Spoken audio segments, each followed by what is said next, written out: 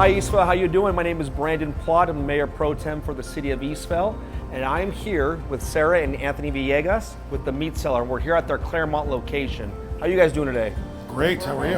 Awesome. Doing fantastic. Tony's Chop House by the Meat Cellar is coming at the Hamner Place in the City of Eastvale, and we're hoping to shoot for sometime around summertime next year. You mind if I ask a few questions though, so that our audience, the City of Eastvale, and also people in other cities can know what's going on with Tony's Chop House? Well, why don't we start off with this? Why don't you tell us a little bit about the history, kind of how you started getting into the restaurant industry? Well, I've been in the restaurant business all my life. You know, since a little kid, my father raised me. His name's Tony, so the restaurant is named after my father. Grew up in the restaurant industry and had many forms or different varieties of restaurant influenced sales, and which led me to our last job, which I currently still have, which is meat sales. And meat sales led us to our first location. So through Anthony's connections in restaurants, we had the opportunity to have a food booth out at Coachella Valley in 2015 at the Coachella Music Festival. So we set up, we sold sandwiches. There were about 90,000 people there that weekend. And that opportunity gave us a little bit of cash and a little bit of courage to sign a lease down the street for a 1,200 square foot location.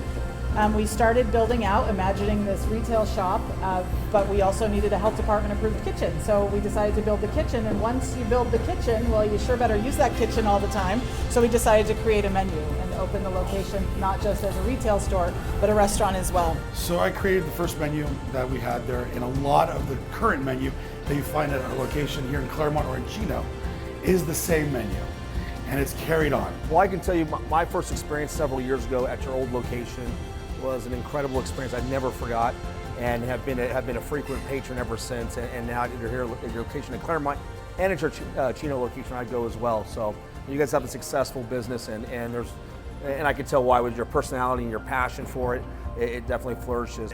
We've heard a lot about the Meat Cellar concept, and obviously you're going to want to do the Tony's Chop House by the Meat Cellar.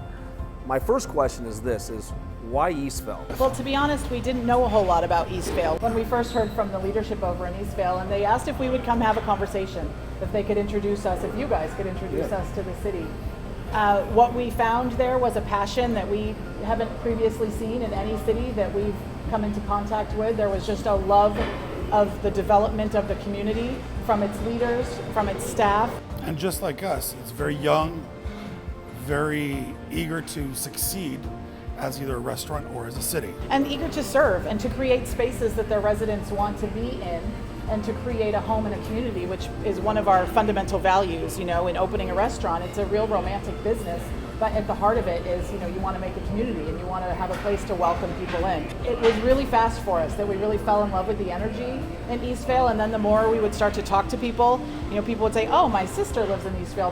They love their city. There's so much pride in that city. Once our eyes were open to Eastvale, I mean, we saw it everywhere. So one of the questions that we have is why not just call it the Meat Cellar? Why call it Tony's Chop House by the Meat Cellar? That's a two-part question. The first part, Tony's in homage to my father, which was a chef, an actor, opera singer, just a very creative, artsy person. And second, it was born in Eastvale. In conversations we had with the leaders, we didn't want to open up another meat cellar. We felt this place really deserved a genuinely its own steakhouse and its own concept by the Meat Cellar. We're going to be sticking with the high quality beef, which we're known for. You know, a USDA prime, the Wagyu steak, My favorite. and the high quality fish, only being sourced from all natural, sustainable, traceable farms. We also have a real focus at the Meat Cellar, which will continue over in Eastvale, on local breweries. You know, we really prefer to support small local businesses, you know, so more of a craft beer scene. We have a craft cocktail Scene. And also we're going to be focusing on, and it's very dear to our heart, more of a mocktail scene as well, for those people that don't want to go out and drink. But also we are going to be we're going to be going after the Wine Spectator Award, making sure that Eastvale is the first Wine Spectator recipient in the Inland Empire. Well, that's exciting to hear, man. Thank you. We want more of an elevated experience for our diners. You know, we as residents of the Inland Empire didn't feel like there were places where we could take our family to celebrate occasions in life, to get dressed up, to put on a nice suit, you know, to go out to a nice meal. So we're going to elevate the atmosphere a little bit. So here I am, I'm walking up to Tony's Chop House at the Hamner Place. I'm going right to the front door's open. What am I gonna see? What I imagine as you open is you're gonna hear the noise of clinking glasses, you're gonna see the bar over on one side, you're gonna see the kitchen near the back. We're gonna keep our open kitchen idea, but what we are probably gonna do is have some storefront glass over it with the wrought iron and the old vintage panes of glass with the kitchen behind it. I'm imagining the waiting area even is going to be a place to hang out, kind of like a restoration hardware sort of living room, you know, some leather couches, you know, so you can really be comfortable while you wait for the right table. We're going to have some built-in booths in this location so that people can get real with, I mean, we have some built-in booths here, but they're nothing like what they'll be at Tony's. They're going to be the leather with some lamps and soft lighting, big wood chop wood tables. I don't think we're going to do tablecloths in Tony's. We're going to do the real thick butcher block, dark wood, really rich. Yeah, it's a very elegant, looking. But also we're going to be incorporating we do our own dryage, dryage steakhouse.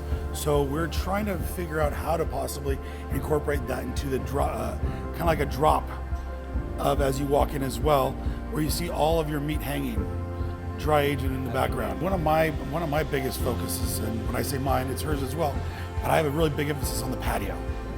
I want that evening where you want to go out and have a date, and you want to sit out al fresco.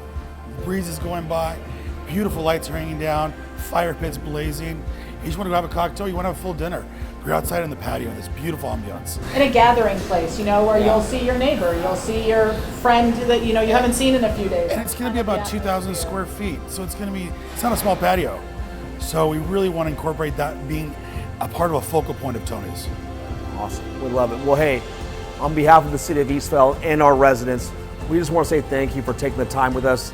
And for us, this is a monumental thing for our city to have good quality restaurants, fine dining steakhouse, right? For us, for our city, it's breaking barriers that we have never been able to experience. And you guys, taking that sacrifice to come break down those barriers, it's something bigger than just Tony's Chop House by the Meat Cellar. We're starting a trend that can help our city continue to grow.